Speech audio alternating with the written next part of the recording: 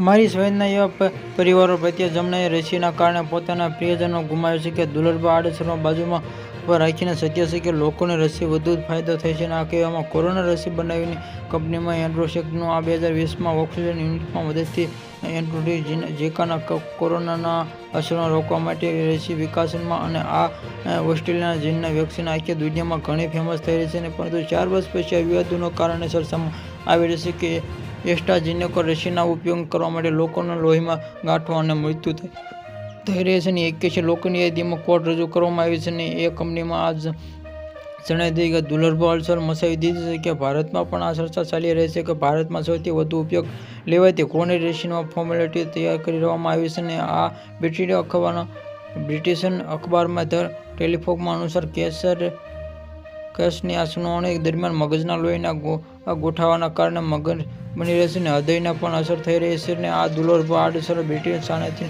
હાઈકોર્ટમાં દાખલ 51 કેસોમાં જવાબદાર કંપનીમાં નિવેદન આપ્યું છે. કેસ દાખલ કરવા પીડિતોને આ રોગમાં દરમિયાન ઓસ્ટ્રેલિયાના કારણે આ ગંઠાયેલા જવાની સમસ્યાનો સામનો બ્રિટિશ કોર્ટમાં પીડિતોને વતી લડી રહેલા વકીલોએ જણાવ્યું હતું કે 81 એવા કેસ જેમાં ઓક્સિજન વેક્સિન લેવાના કારણે મૃત્યુ થયા હતા. અને આ કંપનીમાં આવેલા કોર્ટ અનુસાર વ્યક્તિમાં ત્યાં સુધીને કોરોનાની આડઅસરો કરવામાં આવેલી કોરોનાની બનાવતી કંપનીએ જણાવ્યું અનુસાર ગંભીર રીતે મુશ્કેલી શ્વાસમાં મુશ્કેલી, છાતીનો દુખાવો અને પગનો દુખાવો, પગનો સોજો, પેટમાં દુખાવાનો આડઅસરના કારણે આ ફેલાતો અને ડોક્ટરને સલાહ આપી કે મેડિકલના કામ કરતા લોકોએ વિકાસ કુમારનો કહેવામાં પણ વધારે ચિંતાના આવેલા.